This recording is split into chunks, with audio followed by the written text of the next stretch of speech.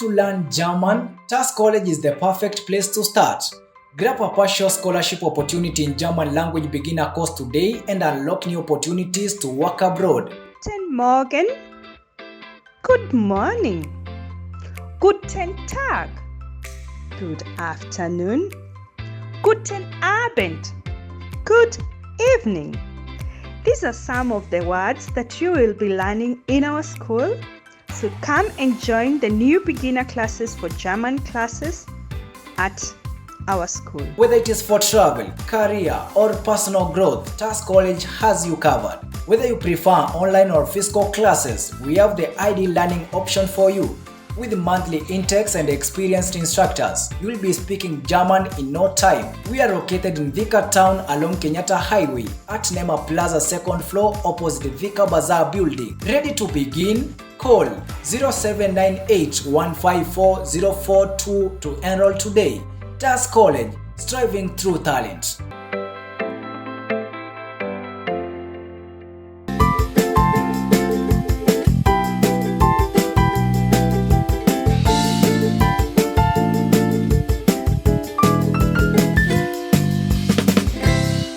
A very good morning, ikiwa leo ni tarehe 31 mwezi wa 3 mwaka 2025. Mpenzi mtazamaji, kama kawaida ni mwezi mtukufu ambao Waislamu wanakuwa pale wakifunga kwa mwezi moja kuanzia tarehe ya kwanza ya mwezi wa 3 hadi tarehe 31 ambao sasa ndio wanafungua. Bila shaka leo kwenye studio niko naye mgeni, ningependa nikaweze kumkaribisha atuambie yeye ni nani. Na bila shaka hii leo nimezingatia sana, yani tukaweze kuwa na Muislamu kwenye show ndio akaweze kutueleza kinaga ubaga hii holiday ambao wana celebrate au mafungo ambao walikuwa nayo yalikuwa yanaitwa namna gani. Kwa hivyo sitaki kuharibu muda, ningependa nikaweze kumkaribisha tuambie yeye ni nani na ametokea pande gani mwa Kenya. How are you? I'm good, thank you. You look good. Thank you so much for having me. You look Thank you guys. Thank you for having me here. Yes. It's an honor to be here. I am Dahabo Liban. I'm from Moyale.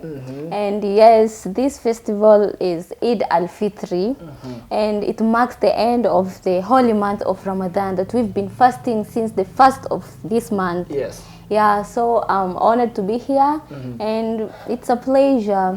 Yeah, I would like to tell them more. I'm just feeling good. Oh my goodness. Even I'm just asking myself, mbona sikufunga, mbona sikuwa Muislamu nifunge. Anyway, I'm a Christian man, but today we are going to have a very hot conversation, man, to know more about the Islamic culture and what is this they call Ramadan. So kindly, can you explain for us what is Ramadan? Ramadan is the holy month. Is the holy month, yeah, of the Islamic calendar. Yes. Yes, it's a month in the Islamic calendar, but it is the holy month since even the Quran was revealed in this very month. Yes. Yeah, so we observe fasts during the day from dawn till dusk, and then afterwards, like, we have the prayers. During the day we observe the 5 daily prayers, of course, as usual. Yes. And so, yeah, Ramadan is a holy month where we seek forgiveness from God, yes, where we are much more closer to God than before.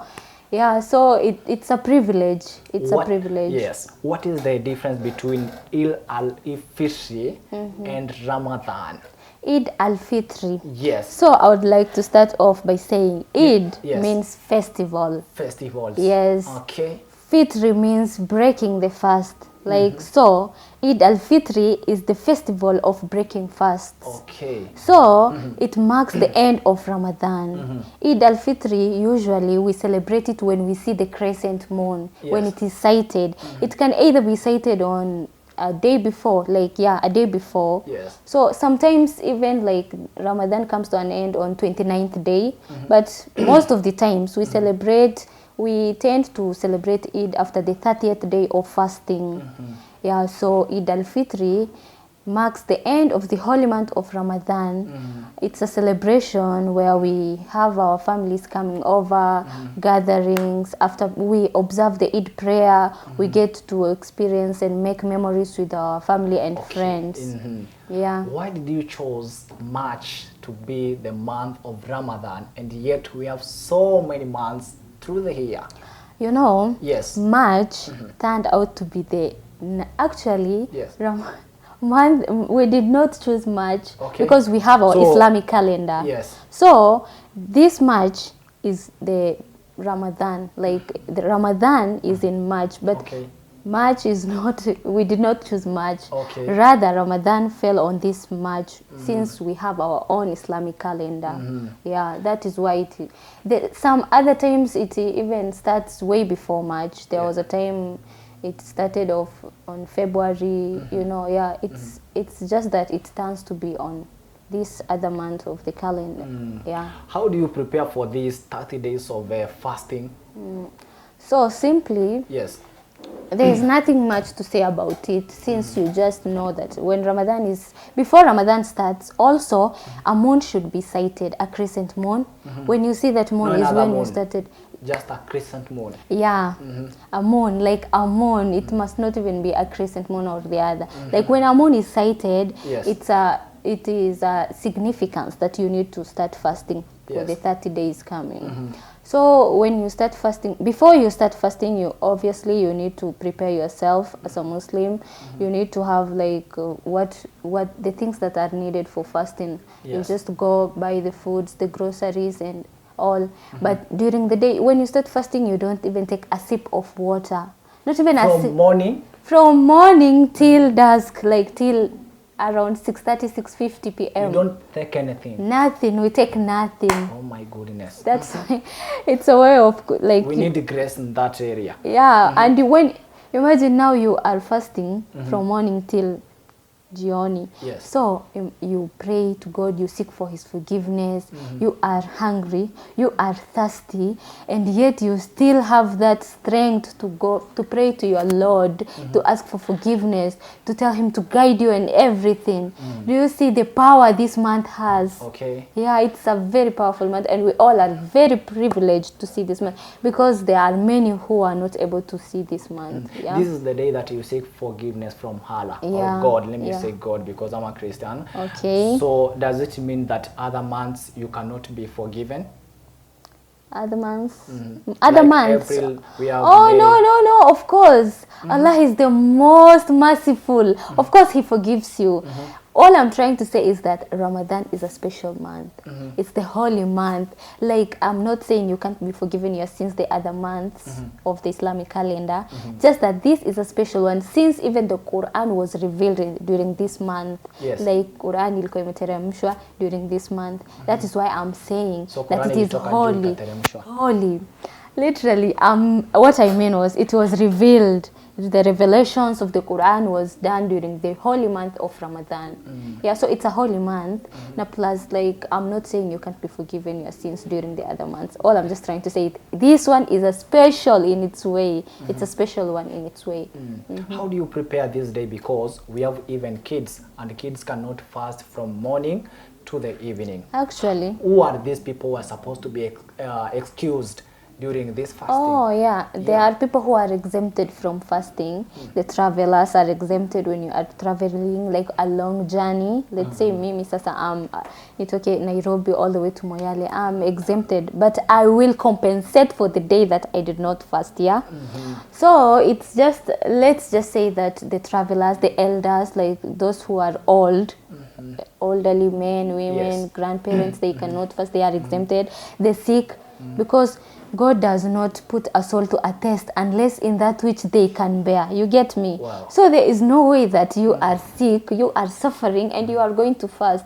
God is going to excuse you from that because you are sick. Yes. Yeah. The travelers, the sick, the elderly, and also women when they are in their menses, like when they are having their periods and everything. What about if someone is pregnant? Exactly. Even Yes. the pregnant women, they cannot fast. Actually, they cannot fast the whole month since they are pregnant. And yeah, but still they can make their du'as, I mean their prayers. They can seek for forgiveness. You get, and Yes. God hears everyone's prayers. Yeah. And kids also, they can't fast, like little kids. I guess from the age of 12 and above, they can try, but there are some that can't. They can actually like break their fast even during noon and something of the sort, yeah. Yes. But the rest, when you are old enough, you can fast from morning till evening. Yeah. You need somebody to watch you, so you are fasting. You need somebody to look at you. Zarina ni aje leo ulikula asubuhi, so you are going to always it for that one day. No one is gonna watch you. Your nerves, your own soul knows. Your own soul knows. So God knows whether God is the one who sees. You can choose to lie to your parents and pretend that, yeah, I'm fasting and hide and eat. Yes. But your parents, even if they see you, like, they are just gonna be like scolding you, why are you not fasting, you big girl, and everything.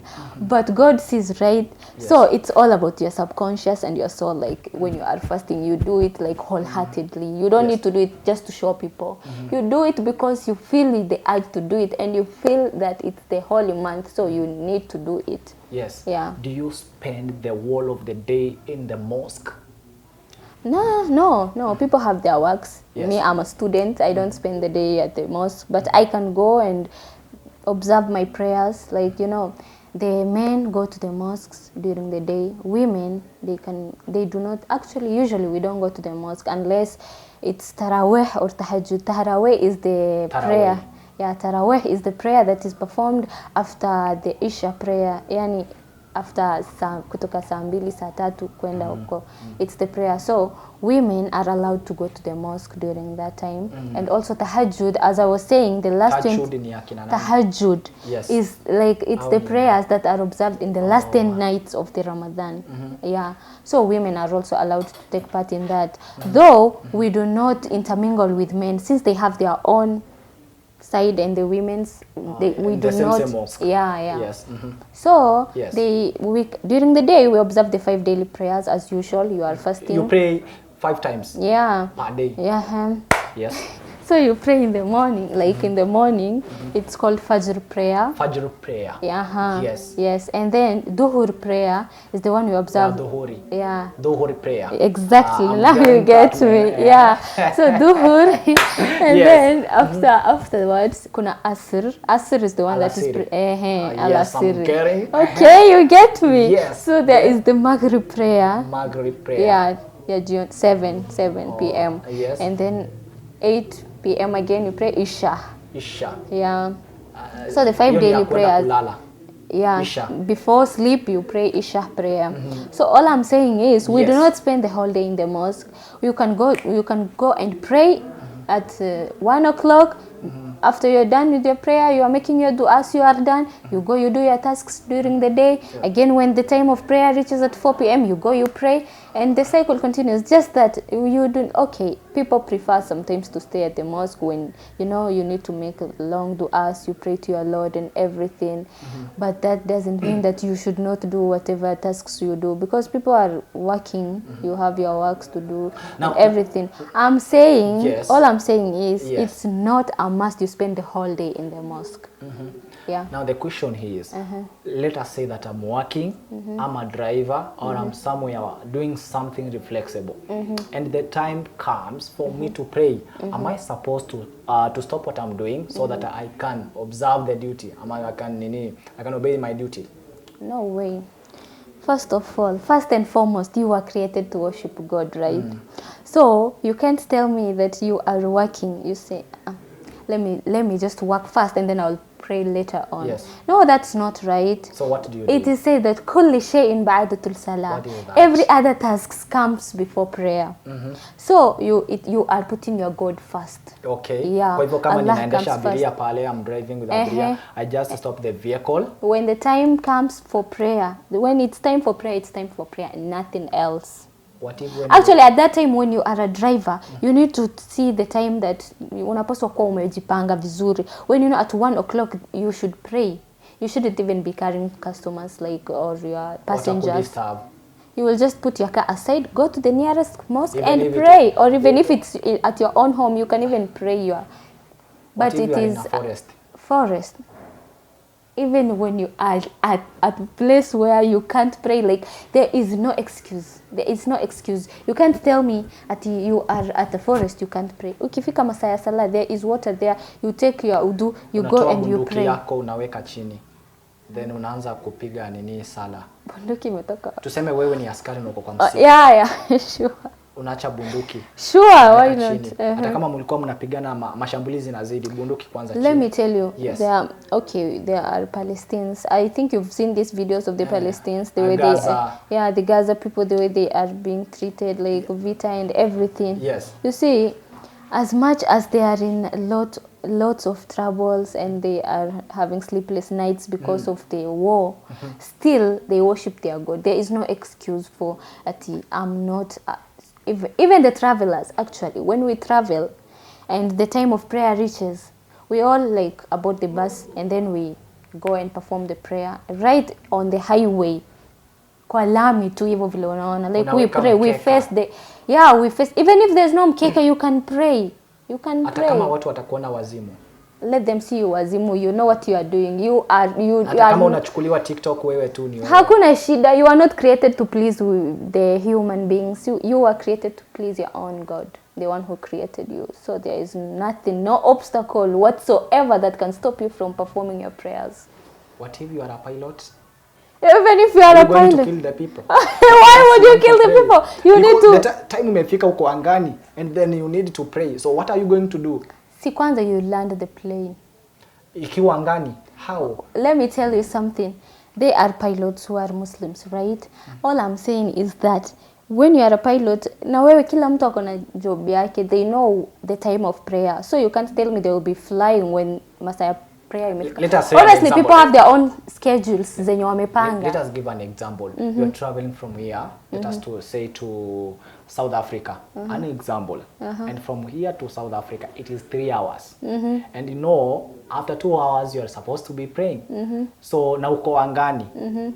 So what are you going to do in that case? In that case, then you are just going ukirich, like when ukifika. Okay. Ndio sasa you can pray because hata hiyo ni understandable because Mungu si anaelewa, Mungu anaelewa, Mungu anaelewa. All I'm trying to say is that Masaya Salah ni Masaya Salah. Yes. When it's time for prayer, there is not yani kusikuwa na excuses unless you tell me sasa hiyo case ya plane and everything. Okay. So when you reach immediately before doing anything else, you go and pray to your Lord. Sasa Mungu anaelewa because at that moment enyewe haukuwa una nini. How do you train the kids, the small kids, up to understanding this law of fasting? So the kids, they start trying to fast at the age of prayers and fast wanafunzangu at the age of 7, 8 years old.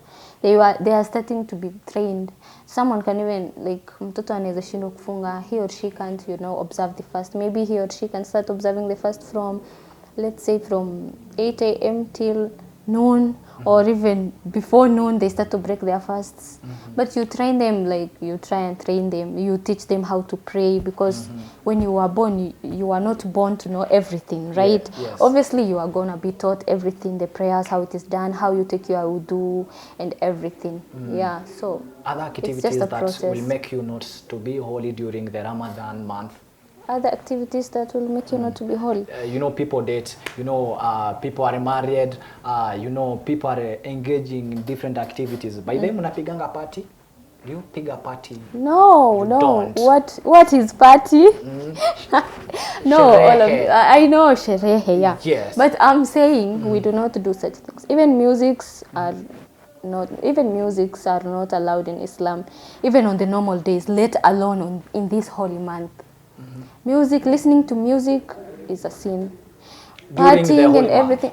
Not only during the holy month, even these normal days, people still listen to these secular songs and everything, right? Yes. But it is not allowed. It's a sin. But we saw many people who are singing music from the Islamic culture and they are doing well. So are they sinning? Yeah, they are even in our own culture, Borana, people still have their own songs, music and everything. But like the music is...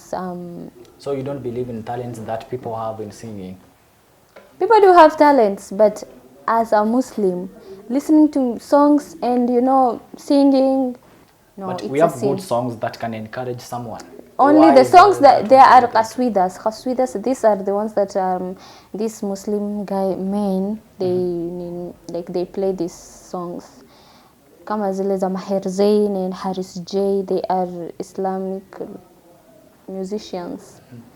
But yeah, other musics are not allowed. If you are not praising Okay. your Lord, why are you singing other songs, love songs and everything? Yes. It's a sin actually. Yeah, it's a sin. So how am I going to balance my relationship and then and I'm married to a Muslim? You are married. Oh, I'm dating. Let us say I'm dating. You are a Christian and you are dating no, a no, Muslim. no, I'm not a Christian. I'm a Muslim and I'm dating. And this month of Ramadan, we know that this month is very, very holy. So am I going to meet my partner so that tunaweza kupiga sherehe ni sheria man, tunachanga na hiyo mambo? Why are you dating? Astaghfirullah. You Why can't are marry you without dating? dating. You must date and then you marry. Let me tell you something. As a Muslim, you are not supposed to have this haram relationship. It is considered as haram simply because you are not supposed to intermingle with men before marriage. Yeah, let alone this holy month. We are in the holy month and you can't tell me that you are going to meet your girlfriend after you break your fast. Bro, that is Na akiwa haram. mgonjwa. Let her be sick. She has her parents and friends to take care of her. Why are you? I have to why? save that soul. Why do you have to save My her? girlfriend, she's sick. I have to save that soul. Let me go please. there and take her to the hospital. Oh no, you are not even supposed to have a girlfriend actually when you are a Muslim. So we break in Ramadan. And you get mean back that together after? No Ramadan. way, no way. Even normal on the normal days still you are not supposed to have a Kwa girlfriend. hivyo wenye tunajuanga mnakuanga nini na boyfriend na girlfriend. You are doing something that we are not understanding. Okay, it is a sin in short to meet your boyfriend or girlfriend when you are in this holy month. Not only this holy month. It's not. There is no exception for that. You can't meet them even if actually you are not supposed to have an affair with a girl unless both the parents know about it. Unless you guys are engaged, like you've had your engagement. You know, the guy's family go to the girl's place, ask for her hand in marriage. Maybe they said the date, like the marriage date and everything.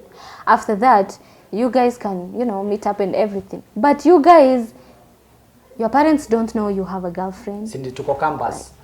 After campus we will be talking about that. Why are you hiding it from your parents? We are not hiding because it. ni dhambi. Because it's a sin. No, that is I'm why. not hiding in my relationship. What I'm doing, I'm dating. You know, before ununue kiatu kwanza lazima wanasema uvae uone kama inakutoshea. An example.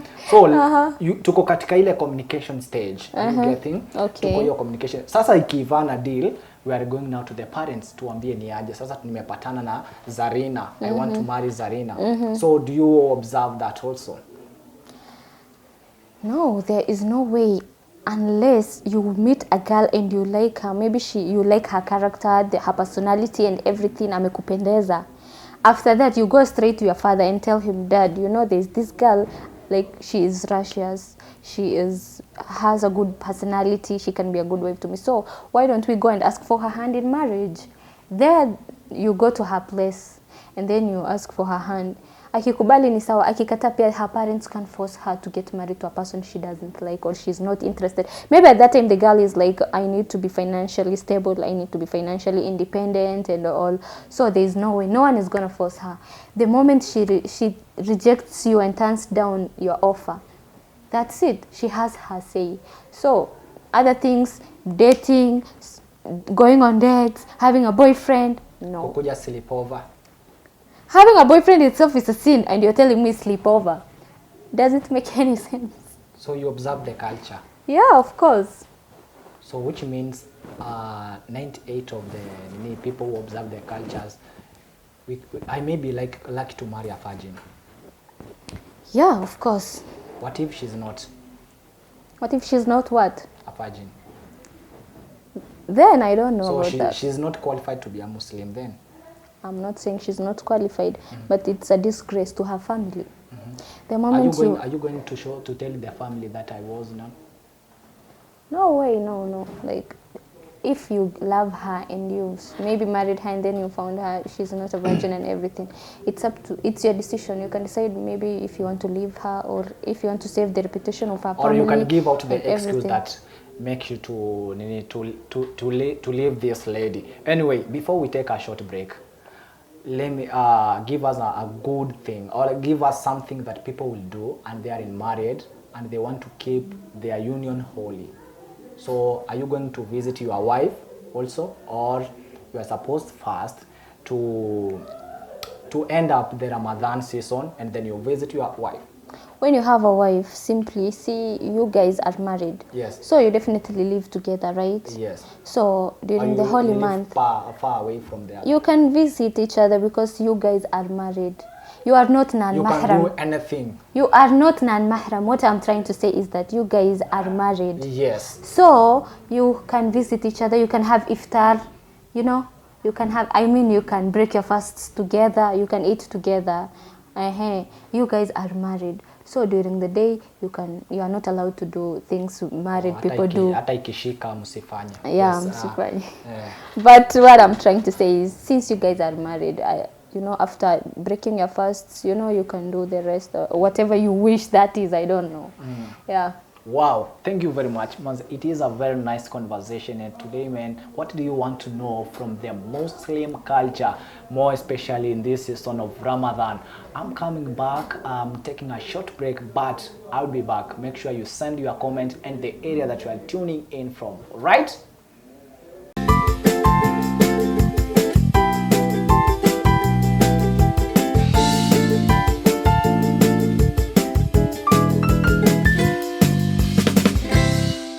Katika kipindi tunakuletea wasanii. What's up my guys, I go by the name Reynams. Eti nikipita kwa macho unanipimia, na kama sina pesa unguwezi nipimia. Hapa Shensta the poet manze. Ngoma moto moto. If you wanna show some love, I don't fake it. Enda kumenya mawazo makuu, nani anedera shule, warutani wakuu. Vichekesho mkisongaza, mahojiano moto moto, stori za wasanii pamoja na talanta za wasanii. Fiki wa kasi gani kama wapatikani wakati wa shida. Na pia kwenye kipindi utabambika, utajijenga, utaelimika, utakuza talanta yako. My name is Rebecca Mutie, I'm a model and I'm Afri Kenya. I'm a student. Napenda kusikiza kipindi cha Bonga na Katoni kila Jumatatu kuanzia saa 9 mpaka saa 10. Kumbuka ni kwenye Bonga na Katoni ndani ya TAS TV kuanzia saa 9 hadi saa 10 kila siku ya Jumatatu. This is Bonga na Katoni in TAS TV. Karibuni.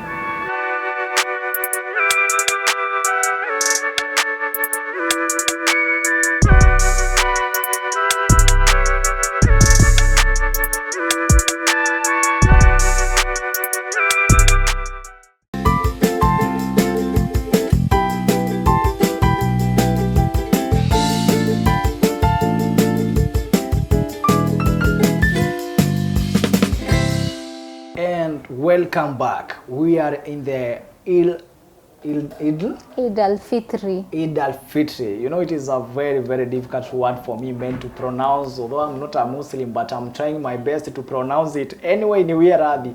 Umesema ni Eid al-Fitri. For those who are tuning in now, what is that?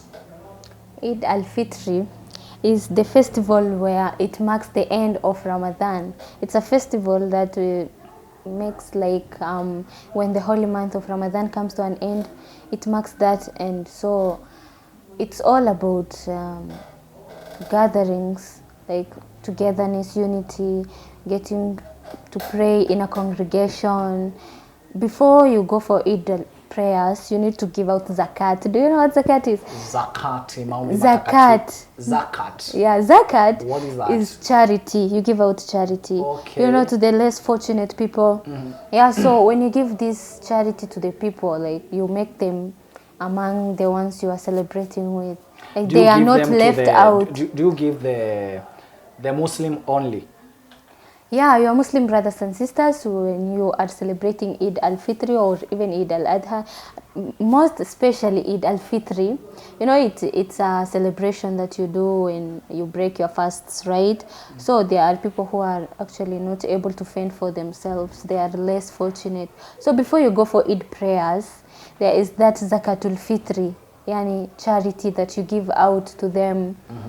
To show them that you care and they are one of you. They should not be left behind because they do not have anything. So it's just a way of feeling empathy for them and showing them the compassion and everything.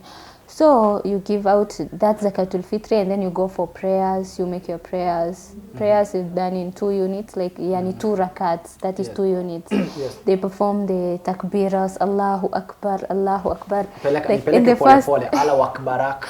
In the first, what's it called? In the first unit of the prayer, there is the takbiras. 7 takbiras are done.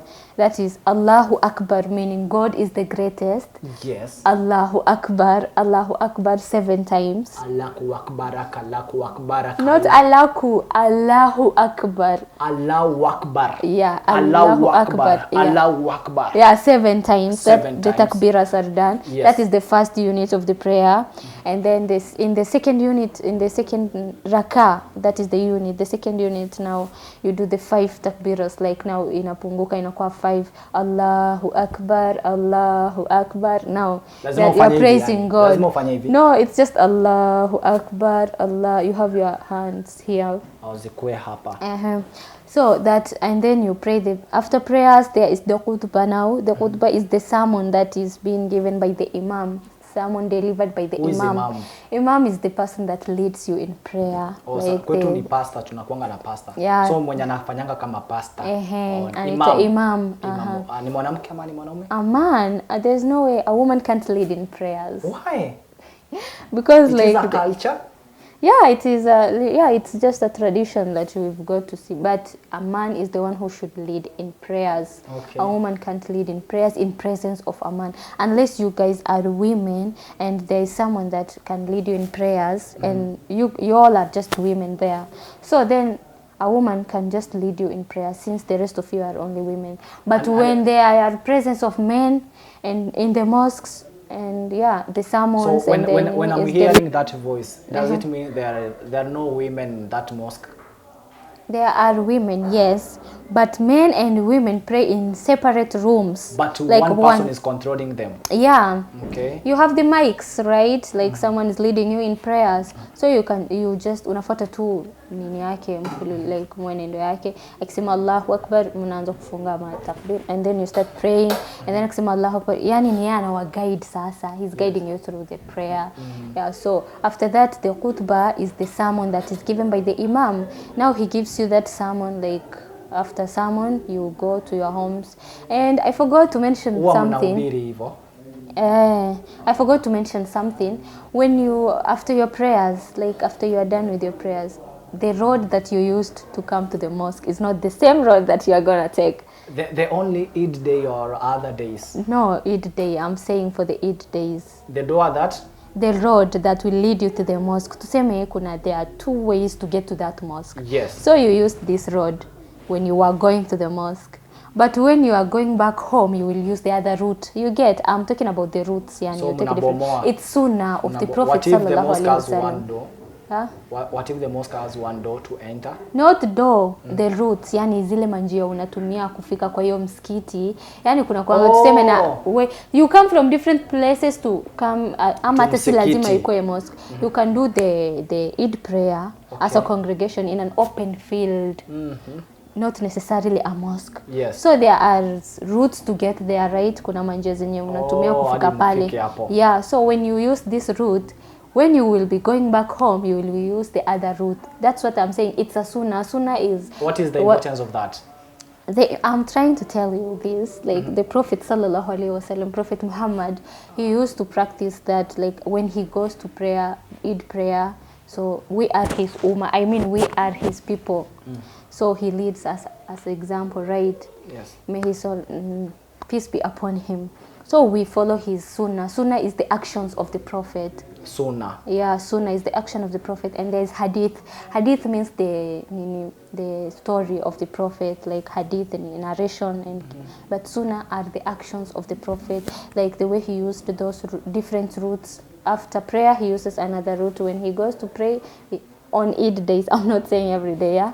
You get me, yeah? So after khutbah, after prayers, you go to your homes, and you, like when you meet with your friends after prayer, so see, mmekuja watu wengi, you all are just so many people, and then you see each other, you greet each other, Eid Mubarak, like happy Eid, and then you give your Eid Mubarak. greetings. Yeah, Eid Mubarak. Yeah, it's just greetings, and then you go to your homes. Afterwards, your family and friends can come over. You have meals together. Yeah, it's a festive, like festivity. You all just have meals together, creating memories, and yeah, that's it, I guess.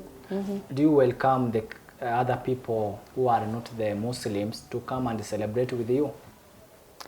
There are some people who actually do that, like they celebrate with, you know, Eid Let us is, say you have the celebration in Vika Stadium or Nyayo Stadium. Am I allowed to come there and I'm not a Muslim? usually Islamically, like Eid celebration mark the end of Ramadan, right? Kwanza But that tuache doesn't tumalize. mean, yeah, that doesn't mean that you can't, you know, you can't have meals with your friends and everything. But I believe you can. You can. We have Christian friends, right? They can maybe come over and have food with us. Lakini cha msingi niongoje mmalize sala. Alafu sasa ndio niwajoin. Yeah, you can join us during our prayers because you are simply not Muslims, right? Yes. Yeah. Na tumekuja kula mchele, kuna wengine tumekuja kula wali na mapochopocho ambayo mnapika pale. So am I going to wait until you finish na mimi niko njaa? No, you can just eat food like unaweza ekewa, you can eat. Yeah, it's all about being, it's all about being, how should I put this, like kushare too. Yes. Yeah. You show love to us. Yeah, to others. Why do Muslims don't show love to us even in marriages? We intermarry. No, who said they don't show love to you? Like I can marry a Muslim and a Muslim can marry me. Unless you convert to Islam. Why is it I must convert? Because you don't practice the same religion, you don't have the same faith. There's no We way have you the can. same faith because you believe in Allah, I believe in God. That is one supreme being. God is one, just Yes. that we use different ways of worship, right? Yes. So, unaona hata hapo like kuna different ways of worship. You all have your beliefs. She believes that Allah, you believe in Jesus Christ. Yeah? Yes. You see there are differences there. And so, for you guys to end those differences, you must convert to a Muslim and not the other way around. I don't think there is a Muslim that can... Yeah, there are some people who convert to Christianity for the sake of their loved ones, for the people they love. But personally, I cannot change my religion because I have a strong belief. I believe that Allah is the one to be worshipped and He is my creator. So I believe in that. I was raised in a Muslim home where both my parents are Muslims. I grew up like that, and I still strongly believe that, yeah, I worship Allah. So I can't change, I can't convert simply. I can say that for myself, but there are some people also who do convert to the other religion. Yeah. You know, we as Christians, we believe that everyone has his own faith, and your faith it is what will take you to heaven. Do you believe there is heaven? You mean like Jesus, the second coming of Jesus Christ, to come and save the world and to take the righteous to the heaven? Do you believe in that? We believe that like there's the day of judgment, where we call it the day of judgment, like where you are brought in front of God. Yes. And then like your sins and everything. There are people who go to heaven and those who go to hell. Yes. You believe in that? Yeah, we do believe in that. And now the question is, why are you trying to convert my faith to Muslim, and then I know your faith cannot take me to that area? So let me remain to be a Christian, remain to be a Muslim. I'm not interfering with your culture. Remain to be a Muslim. Let me remain to be a Christian. Everyone with his own God or his own Allah. That is not when possible. Allah will come, will It's judge. not Actually, possible. your faith will not take me to heaven. Also, my faith cannot take you to heaven. So what we do, remain to be a Muslim, I remain to be a Christian, but let that love, that marriage work. Because faith and marriage, nowhere they interfere. I see you're not getting my point. As a Muslim, when you get married, you have fulfilled half of your deen. That is, by saying that, I mean that you are a Muslim, right? You are a Muslim girl, and you get married to a Muslim guy. That means, like, that guy completes half of your deen. Deen is your religion. He completes half of your religion. So how am I supposed to get married to a guy that is not of the same religion as me? We don't have the same beliefs. But you know, love doesn't have boundaries. Love, you can love any. So to you, love have boundaries. I'm saying love a person for the sake of Allah. When I love someone, I love him for the sake of Allah. When I want to get married to someone, I fall in love with him for the sake of Allah, because like God is the one who makes us fall in love with that same people, because he knows who are meant for us and who are not meant for us. He is the one who has wrote our name besides each other. Our destinies and everything lies in God's hands, right? So when God directs me to this person, he knows that he is the one that will complete half of my religion. That is why I'm saying that there is no way me as a Muslim can get married to you as a Christian unless you convert. And what if the Allah who said so? Huh? Allah ni amekuongelesha akakwambia go and marry that Christianity. There is no way. That is not even possible. It cannot happen. It cannot happen. So if I want you, first of all, to convert. Convert, yeah. As an example, I can take you to the mosque and you can convert. So, when do you expensive? But what do you have to offer? We offer the heart. The heart only. What do you bring to the table? Food.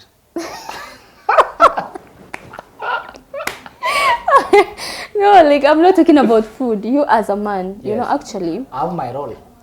There are let me tell you something. There are some things that Islamically, to get married, a man has to meet. Yes. Let me tell you, like as a man, like you should not be way behind in studies. Like you have your masters maybe.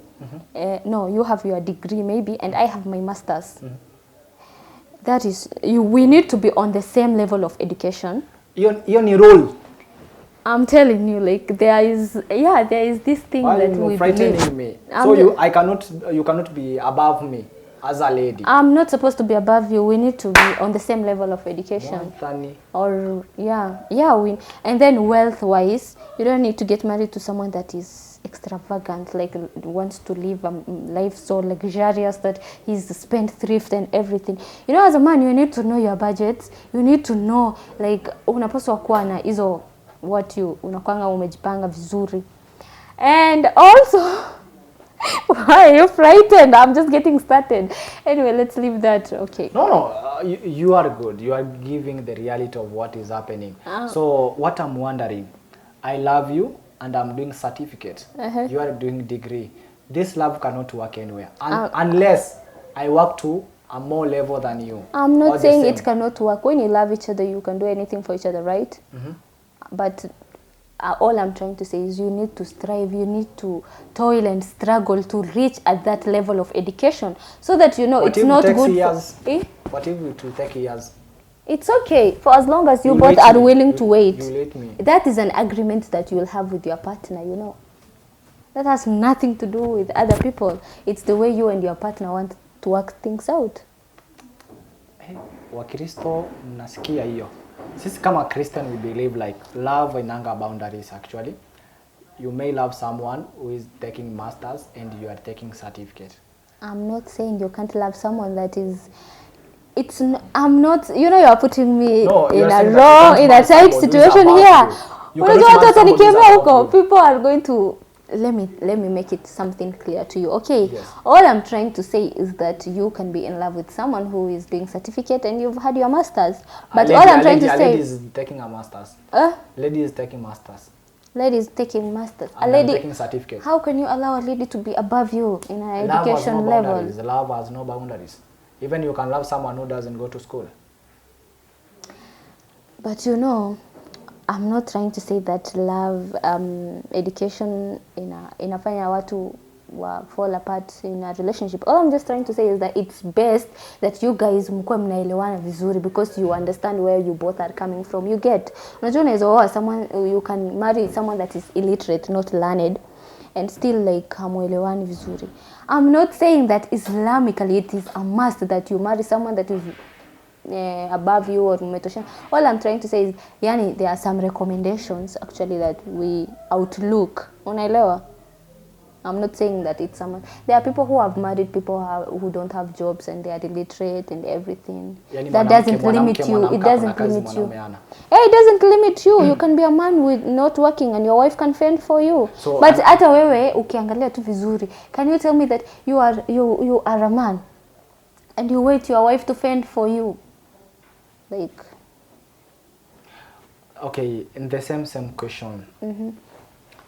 Kuna hiyo ni qualification ya kwanza tuseme, hafai kuwa zaidi yako, si ndio? Yani ile ikue like it making sense. Mwanamke hafai kuwa zaidi yako, si ndio? What if huyo mwanamke anaani pesa mingi kukuliko pia? Is that one another? Hata hiyo ni, imagine it's a limitation. Like how can even your woman earning more than you? Like I'm not saying like Islamically usioe huyo mwanamke, but I'm saying like some things are just not logical. How is your wife going to earn more than you? What are you doing as a man? Okay, let me ask. Tulioana. Na unajua katika baraka za maisha mambo ni tofauti sana. Unanipata? Ulikuwa unakula labda mshahara ya 20,000, mimi nilikuwa nakula 30,000, but you get a promotion in your job. Unaelewa? Ukaanza kukula 50,000. I'm still in my 20s. So are we going to break up so that mshahara yangu na wewe imekuwa kubwa? No, you're not going to break up. Why would you break up? Lakini the start it is now the thing that you are supposed to look at. Yeah, it's just a way you outlook some things. That is what I'm saying. Okay, let us put this one to a short story. What if we agree, wewe umesoma sana, mimi sijasoma sana, tuende kaendange hivyo. Mnaweza kutuachia mzigo kwetu? Yeah, see, it's all up to you all. Like it's up to you guys, right? It's the way you guys choose to handle things. The way you guys personal issues. Yeah, that is between married people. Like you can decide whether you guys want to stay together or whether you opt to look for other jobs maybe. Yani hiyo ni kivyenu, yani married people, like hakuna mtu anaweza ingilia kati ya watu wawili wenye wameoana na wakapendana. That's your decision, right? Yeah. Wow. Very, very interesting. What can you tell the people as we finalize the show? Yeah, all I want to tell the people, all the Muslims around the globe, may all your devotions bring great joy to you. May all the devotions you've had in this holy month bring great joy to you. And I wish you Eid Mubarak from my family and to you as Taqabbalallahu minna wa minkum. Thank you for having me. It's been a great honor here. I really enjoyed the show. Yeah, I'm also looking forward to that. Thank you. It's been a pleasure to be here. Yes. Yeah. Can you greet 2-3 people who are watching from Moyale or my parents, my sisters, and my brother, my family, my friends out there? I love you all so much. Eid Mubarak to you all. Taqabbalallahu minna wa minkum, and I can't wait to see you all again. Bye. Wow. Before we finish, haujanialika katika Eid tukakula. You are invited to have the festive celebration. Yes. Yes, you're very sherehe kwetu Moyale, kuja. Utanilipia? Fair na kulipia ukuje. Ya kwenda na kurudi. Bas, mambo imeishia hapo. Kwa hivyo tukimaliza show tuende. The rest we talk behind the scenes. Sawa, tukimaliza show tuende Moyale. Bas, watu msinitafute. I'm going to Moyale for a big celebration Eid na imalizia Moyale. Suni train, sunifunze ka jambo kamoja tu ya Kiislamika, just a short word. During Eid you can, I taught you how to say Eid Mubarak. Yeah, Eid Mubarak. I usually say Friday, Ijumaa Mubarak. Ijumaa Mubarak. Ijumaa Mubarak. Napenda sana kutumia hilo jina. Now you can say Eid Mubarak Eid to all the Muslims around the globe. Nataka ile sala. Gani hiyo? Ya kumaliza, kama ni kuomba ama ni kuongea kitu fulani, unifunze kitu kama maneno mbili hivi. Kwa mfano nikiambia mtu nakupenda sana, kuna nini naongeanga hivyo? Kuna sala naweza kuongea kitu kama hiyo. Why are you choosing the nakupenda? Actually personally I don't know Kiarabu. I don't know Arabic language. Okay. Yeah, but no. You don't know that? I don't know that. Let's just go with Eid Mubarak and Eid Mubarak is a greeting when you like the celebration. Okay. Yeah, when you have the celebration you greet others. Eid Mubarak, Eid Mubarak. Taqabbalallahu min. Oh yeah, taqabbalallahu min. Pole. Okay. Taqabbalallahu. Taqabbalallahu. Taqabbalallahu. taqabbalallahu. Okay, minna wa minkum. Minna wa minkum. Minna wa minkum. Wa minkum. Wa minkum. That means may Allah accept all the good deeds from you and also from us as well. Taqabbalallahu minna wa minkum. Hiyo nitasema next round. Kwa Wakristo watu tunasema for God loved the world. Actually Christian we are entering to the mwezi mtukufu wa Pasaka. Hiyo ndo gani? Wakati Yesu alikufa akakufia dhambi zetu. Inakuanga kuanzia itakuwa tarehe 18 hadi tarehe 21 wakati ambapo Yesu alifufuka kutoka kwa dhambi zetu. Yaani alifufuka kutoka kwa kaburi. Friday, Good Friday, we celebrate about and the Easter Monday. Easter Monday. We have Easter Monday and Good Friday. Good Friday ni wakati alikufa na Easter Monday ni wakati ambapo aliweza kufufuka. Okay. Yes. Unaona na mimi pia nimekufunza something. Can you clap for me? Wow, very nice Maze. It has been a very interesting show. Tulikuwa naye Zarina. Unajua napenda sana kuita hilo jina. It sounds good, man. Okay, but my name official Dahabo Liban. Zarina ni majazi, lakabu. Tuseme tu ni majina ya ki friendly, yeah, but Dahabo Liban, that is the official name. Yes.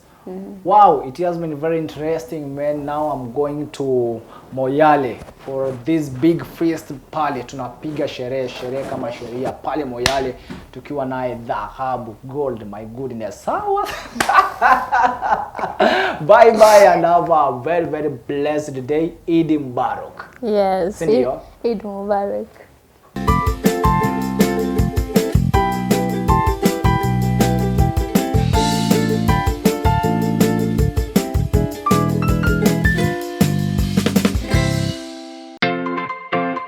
To learn German, TAS College is the perfect place to start. Grab a partial scholarship opportunity in German language beginner course today and unlock new opportunities to work abroad. Guten Morgen. Good morning. Guten Tag. Good afternoon. Guten Abend. Good evening. These are some of the words that you will be learning in our school. So come and join the new beginner classes for German classes at our school. Whether it is for travel, career, or personal growth, TAS College has you covered. Whether you prefer online or physical classes, we have the ideal learning option for you. With monthly intakes and experienced instructors, you will be speaking German in no time. We are located in Thika Town along Kenyatta Highway at Nema Plaza 2nd floor opposite Thika Bazaar building. Ready to begin? Call 0798-154-042 to enroll today. TAS College, striving through talent. Katika kipindi tunakuletea wasanii. What's up my guys? I go by the name Reynams. Eti nikipita kwa macho unanipimia na kama sina pesa ungewezi nipimia hapa Shenster the Poet manze. Ngoma moto moto. If you wanna show some love, I don't fake it. Hey, ndakumenya mawazo makuu. Nani anadera shire? Oh, utani waku. Vichekesho mkisongaza mahojiano moto moto, stori za wasanii pamoja na talanta za wasanii. Fiki wa kasi gani kama wapatikani wakati wa shida. Na pia kwenye kipindi utabambika, utajijenga, utaelimika, utakuza talanta yako. My name is Rebecca Mutie, I'm a model and I'm Afri Kenya. I'm a student. Napenda kusikiza kipindi cha Bonga na Katoni kila Jumatatu kuanzia saa 9 mpaka saa 10. Kumbuka ni kwenye Bonga na Katoni ndani ya TAS TV kuanzia saa 9 hadi saa 10 kila siku ya Jumatatu. This is Bonga na Katoni in TAS TV. Karibuni.